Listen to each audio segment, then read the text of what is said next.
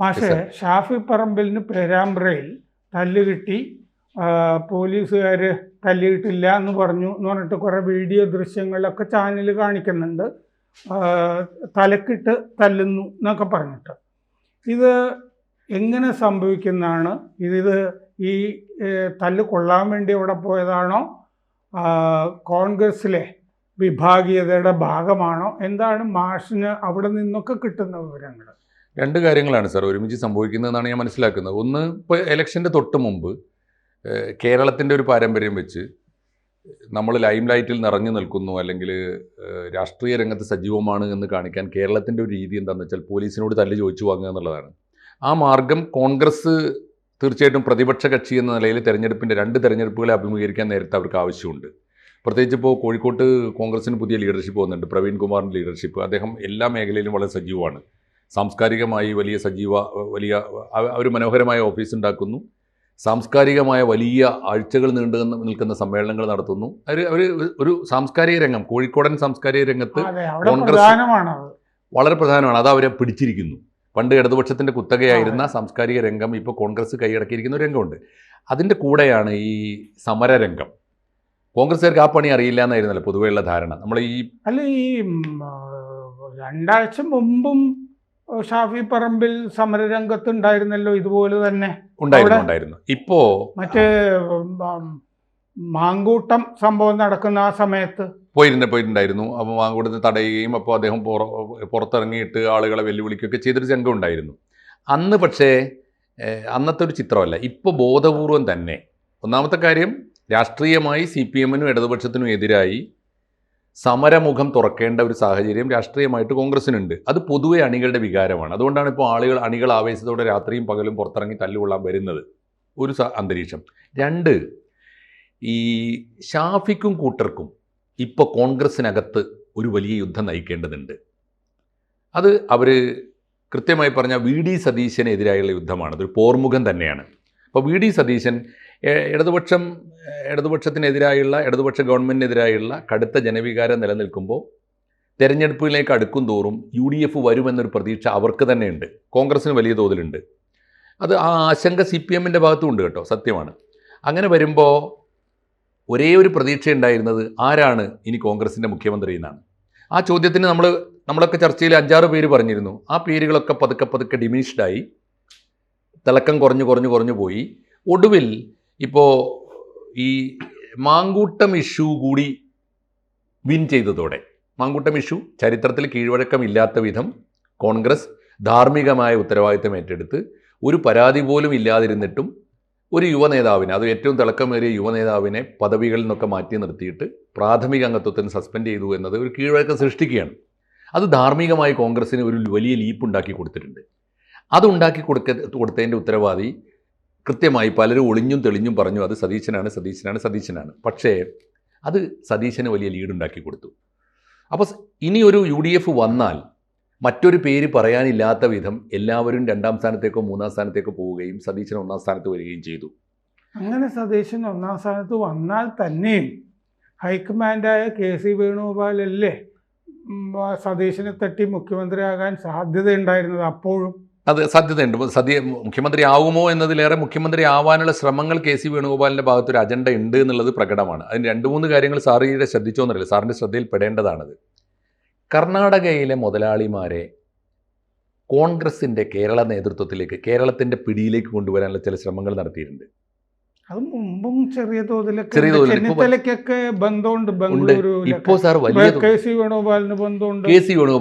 ഞാൻ ബംഗളൂരു എയർപോർട്ടിൽ നിൽക്കുമ്പോൾ ഒരു ദിവസം ചെന്നിത്തല അത് കൂടി നടന്നു പോകുന്നത് ഞാൻ കണ്ടു. ആണോ? അത് ശരി, തീർച്ചയായിട്ടും. എന്തായാലും ആ പിടി ഇപ്പോൾ കുറച്ച് കൂടിയിട്ടുണ്ട്. ആ പിടിയിൽ നമ്മൾ കാണാത്തൊരു അദൃശ്യമായ കണ്ണിയുണ്ട്. അത് റോബർട്ട് വധേരയാണ്.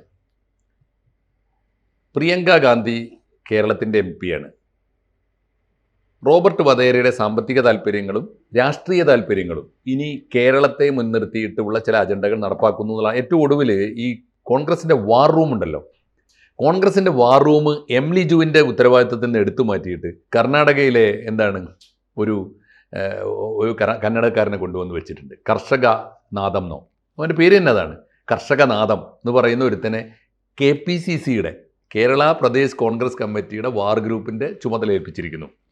അപ്പോൾ ഈ DK ശിവകുമാർ ആ ടീമിന് അവരുടെ പണവുമായിട്ട് വലിയ ബന്ധം നേരത്തെ ഉണ്ട്. അപ്പോൾ ഇങ്ങനെ KC വേണുഗോപാലിൻ്റെ ഒരു ഫാക്ടർ വർക്ക് ചെയ്യുന്നുണ്ടെന്ന് ഞാൻ പറയുന്നത്. KC വേണുഗോപാൽ റോബർട്ട് വധേര മുഖേന രാഹുൽ ഗാന്ധി, പ്രിയങ്ക ഗാന്ധി ഒരു ഓപ്പറേഷൻ നടക്കുന്നുണ്ട്. പ്രിയങ്ക ഗാന്ധി ഏതെങ്കിലും ഒരു ഘട്ടത്തിൽ വയനാട് വേണ്ടാന്ന് വെച്ചിട്ട് നോർത്തിൽ വല്ല മണ്ഡലത്തിൽ ജയിക്കാൻ പറ്റുന്ന വല്ലതും ഉണ്ടെങ്കിൽ പോയാൽ വാദ്രയ്ക്ക് വയനാട്ടിൽ നിന്ന് MP ആകാൻ സാധ്യത തള്ളിക്കളഞ്ഞുകൊണ്ട് സാർ. അപ്പോൾ ഈ ഒരു അവസ്ഥ ഉള്ളപ്പോൾ തന്നെ VD സതീശനെ അടിച്ചു കൊടുക്കേണ്ടത് ഇവരുടെയൊക്കെ ആവശ്യമാണ്.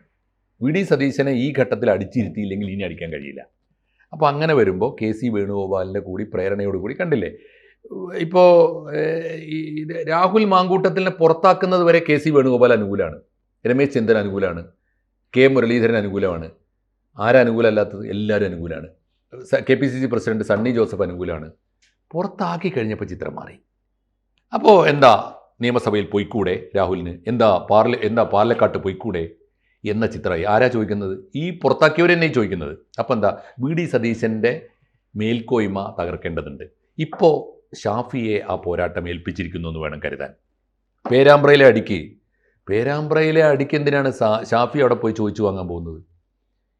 ഒരു പ്രാദേശിക കോൺഗ്രസ് പാർട്ടി നടത്തുന്ന ഒരു സമരത്തിൽ അവിടുത്തെ MP ആണെന്നുള്ളത് ശരി, ഷാഫിക്ക് എന്താ അവിടെ പോയി തല്ലു വാങ്ങേണ്ട കാര്യം? മാത്രമല്ല, ആ വാർത്തകളിൽ വന്നൊരു കാര്യം ശ്രദ്ധിച്ചിട്ടുണ്ടോ? ആ സമരം തുടങ്ങുമ്പോൾ ഷാഫി ഇല്ല. ആ സമരത്തെ പ്രക്ഷുബ്ധമാക്കാൻ വേണ്ടി ഷാഫിയും പ്രവീൺ കുമാറും കൂടി പിന്നെ വന്നു ചേരുകയാണ്. അവിടെ ധർണ നടക്കുമ്പോൾ ഷാഫി ഇല്ല. അപ്പോൾ ചോദിച്ചു വാങ്ങി ആ തല്ല് എന്തിന്? അപ്പോൾ സതീശൻ്റെ ലിസ്റ്റിൽ ഇപ്പോൾ ഹിറ്റ് ലിസ്റ്റിൽ പെട്ടിരിക്കുന്ന, അല്ലെങ്കിൽ ഈ രാഹുൽ മാങ്കൂട്ടത്തലിനെ പിന്തുണച്ചു എന്ന കാരണത്താൽ ഏതാണ്ട് സംശയാസ്പദമായി നിൽക്കുന്ന ഷാഫിയുടെ നില, ഷാഫി നേരിട്ട് പോയി തല്ല് വാങ്ങിയിട്ട് VD സതീശനെ ബീറ്റ് ചെയ്യുക എന്ന് പറഞ്ഞാൽ VD സതീശനെ എതിർക്കുന്നൊരു ഗ്രൂപ്പിന് ശക്തി പകരുക എന്ന ഒരു ലക്ഷ്യം അതിൻ്റെ പിന്നിലുണ്ട്. തീർച്ചയായിട്ടും തല്ലുകൊണ്ടു എന്നുള്ളത് ശരിയാണ്. അത് ഇപ്പോഴത്തെ അവസ്ഥയിൽ അപ്രതീക്ഷിതമായ ഒരു തിരിച്ചടി കേരളത്തിലെ ഭരണമുന്നണിക്ക് കിട്ടി എന്നുള്ളത് ശരിയാണ്. ടാർഗറ്റ് സതീശൻ എന്നുള്ള ലക്ഷ്യം മാത്രമാണോ, അതോ ഈ മാങ്കൂട്ടം പ്രശ്നത്തിൽ ഷാഫി പറമ്പിലിൻ്റെ മങ്ങിയ പ്രതിച്ഛായ വീണ്ടെടുക്കുക എന്നുള്ള അജണ്ടയും കൂടി ഇല്ല? രണ്ടും ഉണ്ടാവും സാർ, തീർച്ചയായിട്ടും രണ്ടും ഉണ്ടാവും. ഷാഫി പറമ്പിൽ പോരാളിയാണ് എന്നൊരു ഇമേജ് തിരിച്ചെടുക്കേണ്ടതുണ്ട്. 2, VD സതീശൻ ഷാഫി പറമ്പിലിനെയും അതുവഴി രാഹുൽ മാങ്കൂട്ടത്തിൽ. ഷാഫി പറമ്പിൽ പേരാമ്പ്രയിൽ തല്ലുകൊണ്ടാൽ അതെങ്ങനെയാണ് സതീശനെതിരാകുന്നത്? സതീശൻ ഇപ്പോൾ കേരളത്തിൽ ഒരു ചിത്രമുണ്ട് സാർ, അതെല്ലാവർക്കും വളരെ പ്രകടമാണ്. VD സതീശന് എതിരായി നിൽക്കുന്ന ഗ്രൂപ്പിൽ ഒന്നാമൻ ആ ഗ്രൂപ്പിനെ നയിക്കുന്നത് ഷാഫി പറമ്പിൽ തന്നെയാണ്. രാഹുൽ മാങ്കൂട്ടത്തിനെ പുറത്താക്കരുത് എന്ന് പാർട്ടിക്കുള്ളിലും പുറത്തും ഭംഗ്യന്തരേണ കണ്ടില്ലേ, അദ്ദേഹത്തിൻ്റെ പ്രതികരണം കണ്ടതല്ലേ? രാഹുൽ മാങ്കൂട്ടത്തിനെ പരസ്യമായി പിന്തുണച്ച ഒരേ ഒരു കോൺഗ്രസ് നേതാവ് ഷാഫി പറമ്പിലാണ്. ചെയ്യാതിരിക്കാൻ നിവൃത്തിയില്ല. ഹെഡ് മാഷ് അദ്ദേഹമാണെന്നാണ് പറയുന്നത്, ഷാഫി പറമ്പിലാണെന്നാണ് പറയുന്നത്. ഇവൻ വെറും മാഷാണ്, അസിസ്റ്റൻ്റ് ആണത്രേ. അപ്പോൾ അങ്ങനെ വരുമ്പോൾ ഷാഫി പറമ്പിലിൻ്റെ നോമിനിയാണല്ലോ എല്ലാ കാലത്തും രാഹുൽ മാങ്കൂട്ടത്തിൽ. അപ്പോൾ രാഹുൽ മാങ്കൂട്ടത്തിനെ പ്രൊട്ടക്ട് ചെയ്യാൻ കൂടിയാണ് ഷാഫി പറമ്പിലിൻ്റെ പാലക്കാട് കോട്ടയുടെ സംരക്ഷകൻ അത്രേ മാങ്കൂട്ടം. യെസ്, കറക്റ്റാണ്, ശരിയായ പ്രയോഗമാണത്. ആ മാങ്കൂട്ടത്തിനെ ഇല്ലായ്മ ചെയ്യാൻ ഒരു കാര്യം തീർച്ചയാണ്, പ്രാഥമിക അംഗത്വത്തിന് സസ്പെൻഡ് ചെയ്ത ഒരാൾക്ക് അത്ര എളുപ്പത്തിൽ തിരിച്ചു വരാനൊന്നും സാധ്യമല്ല. പിന്നെ രാഹുൽ മാങ്കൂട്ടത്തിനെ സംരക്ഷിച്ച് നിർത്തേണ്ടതുണ്ട് ഷാഫിക്ക്. ഇല്ലെങ്കിൽ ഷാഫിയുടെ പാതിയാണ് അറ്റുപോകുന്നത്. അപ്പോൾ ഷാഫിക്ക് മുന്നോട്ട് പോകാനുള്ള പടിയിൽ ചവിട്ടി നിൽക്കാനുള്ള ഒരു കോണി സോപാനം കൂടിയാണ് ഈ രാഹുൽ മാങ്കൂട്ടത്തിൽ. അപ്പോൾ 2 ലക്ഷ്യമാണ് ഇപ്പോൾ നടക്കുന്നത്. ഒന്ന്, ഷാഫിക്ക് ഒരു പോരാളിയുടെ ഇമേജ് തിരിച്ചു പിടിക്കണം. മാഷ് പറഞ്ഞു വരുന്നത് മറ്റിപ്പോൾ സണ്ണി ജോസഫിനെ പോലെയുള്ള KC വേണുഗോപാൽ, ചെന്നിത്തല, മുരളീധരൻ തുടങ്ങിയ നേതാക്കൾക്ക് വേണ്ടി ഷാഫി സതീശനെതിരെ വിടുപണി എടുക്കുന്നു. ശരിയായ പ്രയോഗം അതാണ്. ഷാഫി സതീശനെ ഒതുക്കാനുള്ള എല്ലാവരുടെയും താല്പര്യങ്ങൾ ചാവേറായി മാറിയിരിക്കുന്നു ഷാഫി. രണ്ടാമത്തെ കാര്യമുള്ളത്, അതിൻ്റെ പിന്നിൽ നിന്ന് സാർ തുടക്കത്തിൽ പറഞ്ഞ പോലെ ഗൂഢമായി ചിരിക്കുന്ന ഒരു KC വേണുഗോപാലുണ്ട്. അത് കേന്ദ്ര കോൺഗ്രസിൻ്റെ താല്പര്യം കൂടിയാണ്. അത് KC വേണുഗോപാൽ പലതരത്തിൽ ഓപ്പറേറ്റ് ചെയ്യുന്നുണ്ട്. അതിനാണ് കർണാടക ലോബിയെ കൂടി ഇറക്കിയിട്ട് റോബർട്ട് വധേരക്കും പ്രിയങ്ക ഗാന്ധിക്കും ഒക്കെ വേണ്ടി കളിക്കുന്നത്. കളി പലതാണ്. പക്ഷേ ആ കളിയിൽ ഇപ്പോൾ സംഭവിക്കാൻ പോകുന്നത്, നേർക്കുനേരെ പറഞ്ഞാൽ കോൺഗ്രസ്സിന് അധികാരത്തിൽ വരാനുള്ള ഒരു സാധ്യത കൂടി വീണ്ടും മങ്ങിയിരിക്കുന്നു എന്ന് വേണം കരുതാൻ. ഇടതുപക്ഷത്തിന് വഴി ഇവർ ഈ പരസ്പരം തല്ലുകൊണ്ടും തല്ലുകൊടുത്തും ഉള്ളിൽ ആഞ്ഞു ചവിട്ടിയും ഒക്കെ പരസ്പരം വീഴ്ത്തിക്കൊണ്ടിരിക്കുമ്പോൾ സംഭവിക്കുന്നത് ഇടതുപക്ഷം കുറെ കൂടി കരുത്താർജിക്കുകയും ഷാഫിയെ തല്ലുന്നതിലൂടെ ഇടതുപക്ഷം വീണ്ടും ഒരിക്കൽ കൂടി അധികാരത്തിൽ വരാനുള്ള വഴിയൊരുക്കുകയാണ് ചെയ്യുന്നത്. കോൺഗ്രസ് സ്വയം കുഴി തോണ്ടുന്നു എന്ന് വേണം പറയാൻ. കൂടുതൽ വാർത്തകളും വിശേഷങ്ങളും നിങ്ങളിലേക്ക് എത്താൻ ABC മലയാളം സബ്സ്ക്രൈബ് ചെയ്യുക, ബെൽ ബട്ടണും അമർത്തുക.